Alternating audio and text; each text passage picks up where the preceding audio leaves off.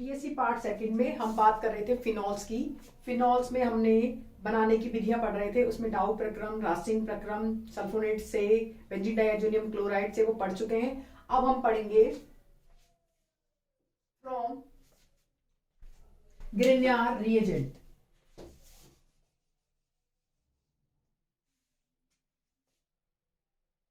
कौन से नंबर की अभिक्रिया 6 होगी शायद, पता नहीं, आप देख लेना। फ्रॉम ग्रिग्नार्ड रिएजेंट, ग्रिग्नार अभिकर्मकों से। फ्रॉम ग्रिग्नार्ड रिएजेंट, तो ग्रिग्नार्ड रिएजेंट से अभिक्रिया कराने पर पहले सबसे पहले हम अभिक्रिया कराएंगे ग्रिग्नार अभिकर्मक की ऑक्सीजन के साथ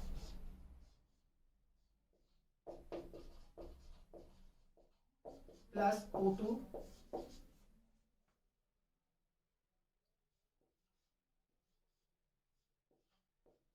OMGPR।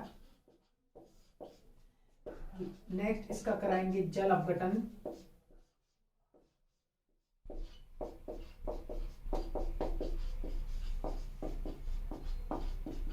ये है ग्रिग्नार अभिकर्मक से अभिक्रिया।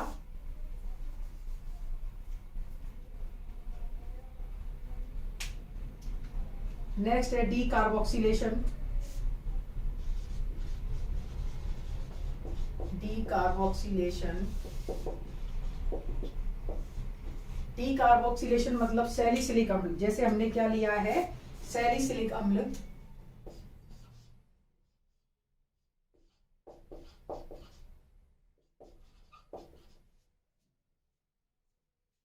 ये हमने लिया सैलिसिलिक अम्ल। सैलिसिलिक अम्ल की अभिक्रिया NaOH और कैल्शियम ऑक्साइड, इसका क्या करना है, देखो NaOH और कैल्शियम ऑक्साइड क्या करता है, डी कार्बोक्सिलेशन। तो ये क्या करेगा, यहां से CO2 निकाल देगा और क्या बन जाएगा इससे, फिनॉल।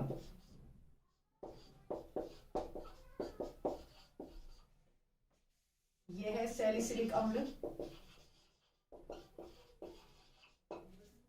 Salicylic acid. नेक्स्ट है बेंजीन के ऑक्सीकरण से, फ्रॉम बेंजीन।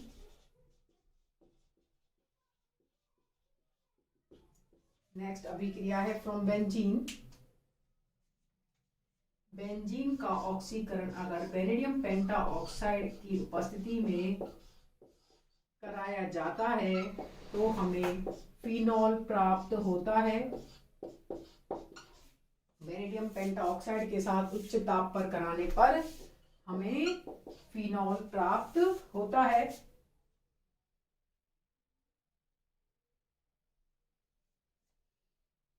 फिनॉल प्राप्त होता है। नेक्स्ट है क्लोरोबेंजीन से।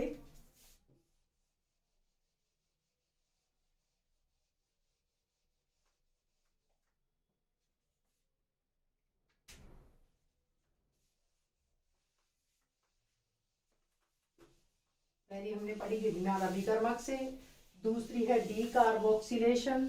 उसमें हमने सैलिसिलिक एसिड की, सैलिसिलिक एसिड का क्या कराया था, डी कार्बोक्सिलेशन। CO2 NaOH और कैल्शियम ऑक्साइड के साथ CO2 निकल जाता है, डी कार्बोक्सिलेशन होता है, हमें फिनॉल प्राप्त होता है।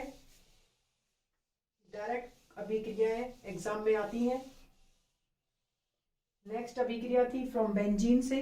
बेंजीन का ऑक्सीकरण वेनेडियम पेंटाऑक्साइड की उपस्थिति में उच्च ताप पर कराने पर हमें फिनॉल प्राप्त होता है।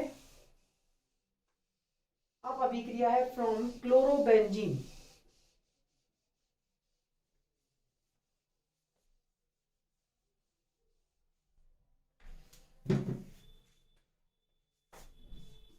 फ्रॉम क्लोरोबेंजीन, देखो क्लोरोबेंजीन से अगर फिनॉल बनाना है तो हमें न्यूक्लियोफिलिक सब्स्टिट्यूशन रिएक्शंस करनी है, नाभिक स्नेही प्रतिस्थापन अभिक्रियाएं। तो अगर बात करें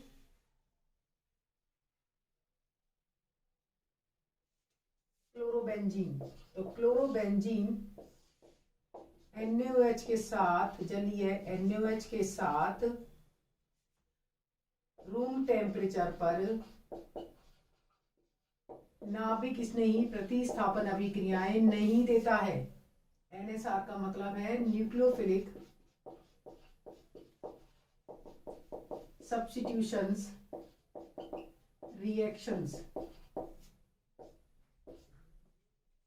क्लोरोबेंजीन रूम टेम्परेचर पर या जनरल कंडीशंस पर न्यूक्लियोफिलिक सब्स्टिट्यूशंस रिएक्शंस नहीं देता है। लेकिन अगर बात करें RCl की, क्योंकि क्यों नहीं देता है? रेजोनेंस स्टेबलाइजेशन के कारण। ये रेजोनेंस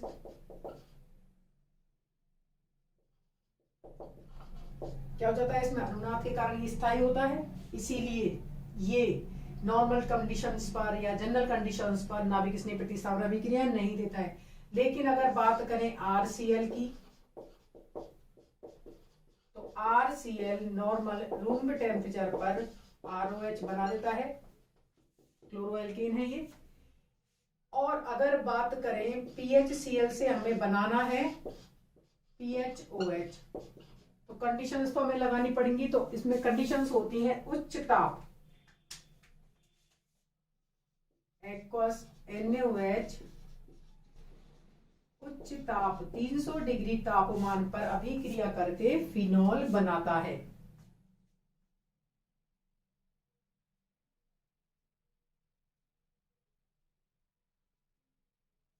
क्यों होता है ऐसा? देखो, अगर हम बात करें, यह क्लोरोबेंजीन,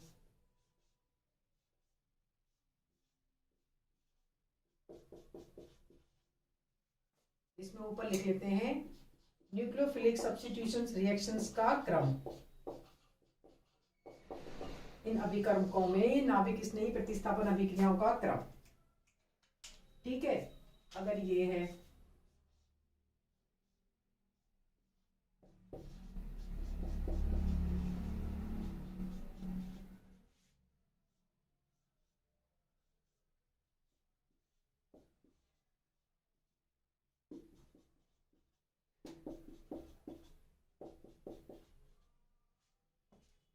ये है।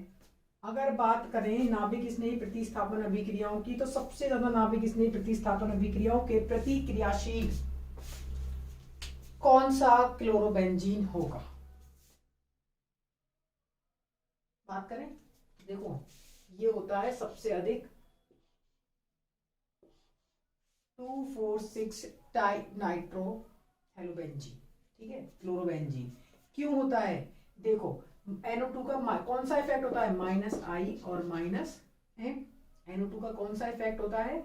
-I और -M। -I और -M है तो इलेक्ट्रॉन्स को अपनी ओर खींचता है, अपनी ओर खींचता है। तो इस जगह पर इलेक्ट्रॉन्स की क्या हो जाती है? कमी हो जाती है, इलेक्ट्रॉन्स की कमी होती है। तो इलेक्ट्रॉन्स की कमी होती है तो तुरंत OH- नाभिक स्नेही आसानी से आक्रमण कर लेता है। वापिस से सुनो, देखो हम पढ़ रहे हैं नाभिक स्नेही प्रतिस्थापन अभिक्रियाओं का क्रम। तो नाभिक स्नेही प्रतिस्थापन अभिक्रियाएं क्या होती हैं कि नाभिक स्नेही कहाँ आक्रमण करता है? जहां उसको इलेक्ट्रॉन्स की कमी हो, क्योंकि नाभिक स्नेही खुद के पास क्या चार्ज है? माइनस चार्ज है, तो वो वहां आक्रमण करेगा जहां उसको इलेक्ट्रॉन्स की कमी हो। तो इलेक्ट्रॉन्स की कमी हमें कहाँ निकालनी है? इप्सो पोजिशन पर, मतलब Cl को हटाना है और OH को जोड़ना है। अगर बात करें यहाँ पर OH- जुड़ेगा तो Cl- की फॉर्म में जाएगा और प्लस आएगा। ठीक है, अगर यहाँ पर इलेक्ट्रॉन्स की कमी, और देखो NO2 का कौन सा इफेक्ट है? -I और -M। -I और -M दोनों प्रभाव क्या है? इलेक्ट्रॉन खींचने वाले, इलेक्ट्रॉन विड्रॉइंग।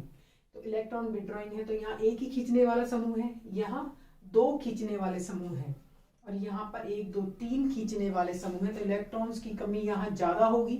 देखो Cl को निकालना है, प्लस चार्ज आएगा तो OH को आक्रमण कर पाना है। OH आक्रमण कहाँ करेगा? जहाँ इलेक्ट्रॉन्स की कमी ज्यादा से ज्यादा हो। तो यहाँ पे इलेक्ट्रॉन्स की कमी बहुत कम है। इलेक्ट्रॉन्स की कमी बहुत कम है क्योंकि NO2 सब सारे ग्रुप तीनों खींचने वाले हैं, इसीलिए यहाँ सबसे अधिक नाभिक स्नेही प्रतिस्थापन अभिक्रियाएं होती हैं और इनमें सबसे कम। इसका मतलब क्या है? ये जो ये अभिकर्मक है वो रूम टेम्परेचर पर ही अभिक्रिया कर लेता है, किसके साथ? NaOH के साथ, और और क्या बनाता है? पिक्रिक अम्ल। क्या बनाता है? पिक्रिक अम्ल। 2,4,6 ट्राई नाइट्रोफिनॉल। अगर इसकी बात करें तो ये उच्च ताप पर अभिक्रिया करता है, क्योंकि ये सबसे कम क्रियाशील है। जिसकी क्रियाशीलता कम है वो आसानी से अभिक्रिया करेगा ही नहीं, क्रियाशीलता ही नहीं है उसमें, आसानी से अभिक्रिया करेगा ही नहीं।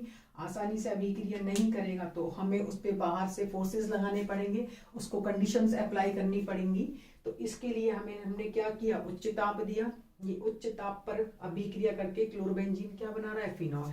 लेकिन 2,4,6 ट्राई नाइट्रो क्लोरोबेंजीन केवल रूम टेम्परेचर जनरल कंडीशन पर ही अभिक्रिया करके पिक्रिक अम्ल Cl को हटा के OH को ले आते हैं रूम टेम्परेचर पर ही। क्यों? क्योंकि ये अभिकर्मक नाभिक स्नेही प्रतिस्थापन अभिक्रियाओं के प्रति अत्यधिक क्रियाशील है। उसका कारण है जो ये Cl- जाएगा तो यहाँ प्लस आएगा, उसी प्लस पे तो हम OH- का आक्रमण करवा रहे हैं। तो ये प्लस को और NO2 ग्रुप जो जुड़ गए हैं वो और बढ़ा रहे हैं। क्यों? क्योंकि NO2 ग्रुप का -I और -M इफेक्ट इलेक्ट्रॉन खींचने वाला है। इलेक्ट्रॉन खींचेगा तो प्लस चार्ज में, मतलब यहाँ पे इलेक्ट्रॉन्स की और कमी होती जाएगी। जितनी ज्यादा कमी होती जाएगी नाभिक स्नेही का आक्रमण उतनी ही आसानी से होगा। इसीलिए ये सबसे अधिक क्रियाशील होता है और ये सबसे कम क्रियाशील होता है। ये हमने बात करी है क्लोरोबेंजीन से फिनॉल का बनना। नेक्स्ट हम बात करेंगे इसके इंडस्ट्रियल मेथड्स की।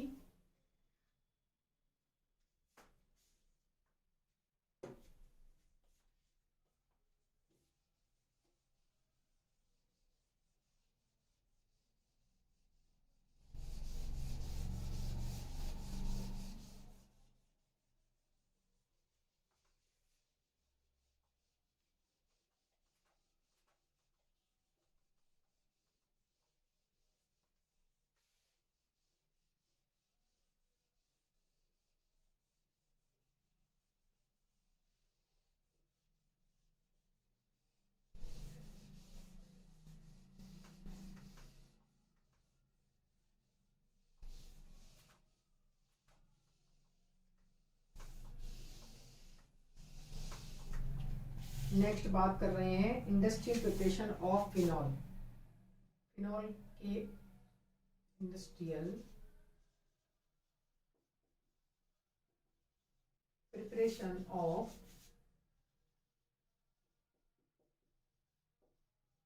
Phenol. Industrial preparation of phenol, इसकी औद्योगिक विधियों के बारे में। हम औद्योगिक विधियों द्वारा फिनॉल कैसे बनाते हैं? तो सबसे पहला तो हम बना सकते हैं इसको कोल तार से।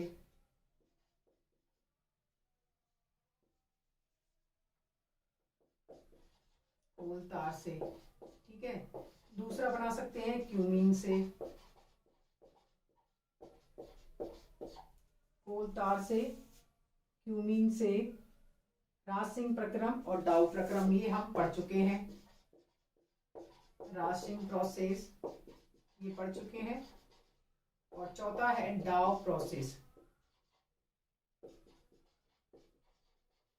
रासिंग प्रोसेस और डाउ प्रोसेस, जिसमें हम रासिंग और डाउ पढ़ चुके हैं।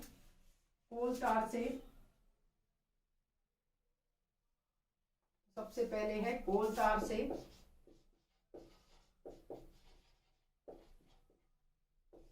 तो देखो कोल तार में सबसे पहले कोल तार का फ्रैक्शन किया जाता है। फ्रैक्शनेशन मेथड से मिडिल ऑयल बनाया जाता है।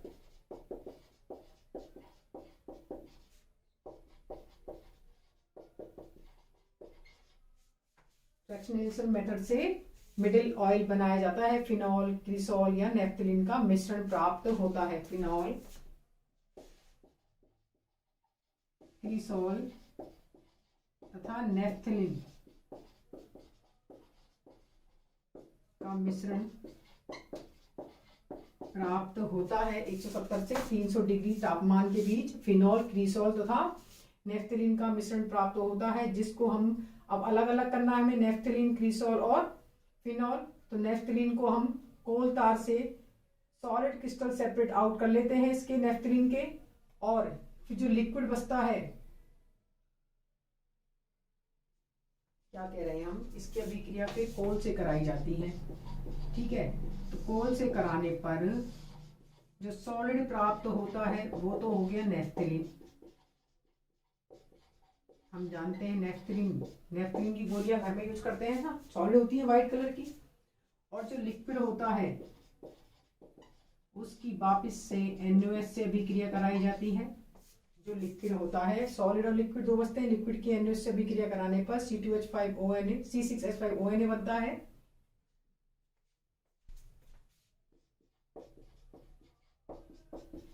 जिससे आगे क्या बनता है,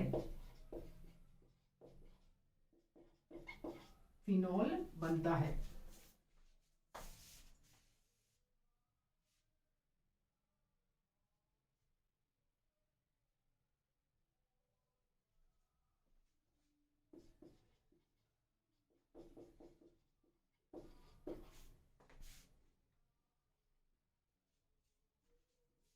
ये हमने बात करी है कोल तार से। अब हम बात करेंगे क्यूमीन से। क्यूमीन होता है आइसोप्रोपिल बेंजीन। आइसोप्रोपिल बेंजीन को क्या बोला जाता है, क्यूमीन। पहले इसको देख लो तुम। कोल तार का फ्रैक्शनेशन डिस्टिलेशन कराया जाता है।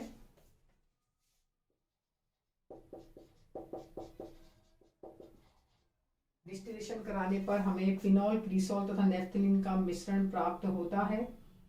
आगे इसकी कोल से अभिक्रिया कराने पर सॉलिड सब्सटेंस जो होता है वो नेफ्थलीन हमें प्राप्त होता है, और लिक्विड में हमें NaOH से अभिक्रिया कराते हैं जिससे सोडियम फिनॉक्साइड प्राप्त होता है। उसका आगे वाटर तथा कार्बन डाइऑक्साइड के साथ अभिक्रिया करने पर हमें फिनॉल प्राप्त होता है। नेक्स्ट अभिक्रिया है, नेक्स्ट इंडस्ट्रियल मेथड है क्यूमीन से। क्यूमीन या isopropyl benzene.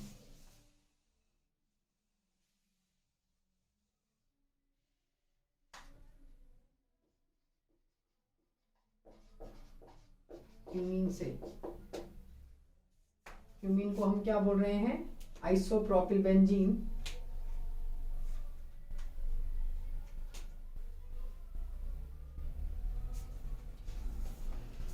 Isopropyl benzene, isopropyl benzene is called cumene.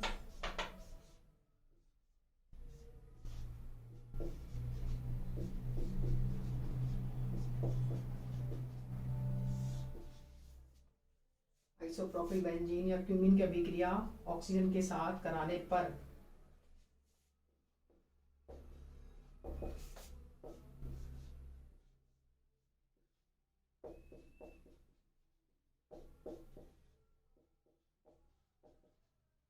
Cumene hydroperoxide बनता है।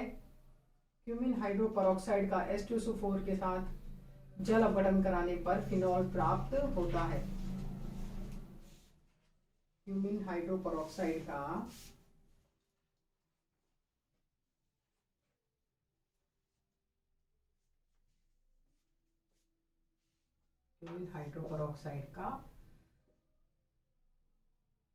H2SO4 के साथ जल अपघटन कराने पर यह है क्यूमीन, और यह है क्यूमीन हाइड्रोपरऑक्साइड।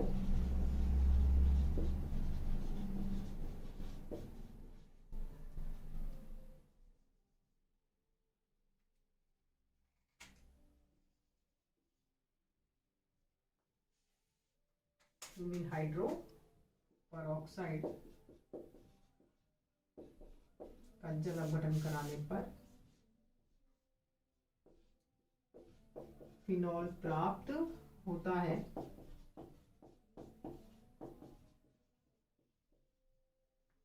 फिनॉल प्राप्त होता है। थोड़ा साथ में कीटोन CH3 का, सॉरी,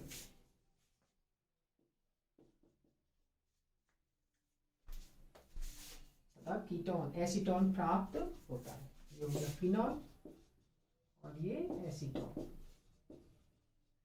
ये हमने बात करी है इंडस्ट्रियल मेथड की। आइसोप्रोपिल बेंजीन या क्यूमीन से ऑक्सीजन के साथ अभिक्रिया कराने पर क्यूमिन हाइड्रोपेरोक्साइड बनता है। क्यूमिन हाइड्रोपेरोक्साइड का आगे H2SO4 के साथ कराने पर फिनॉल प्राप्त होता है, साथ में एसीटोन बनता है।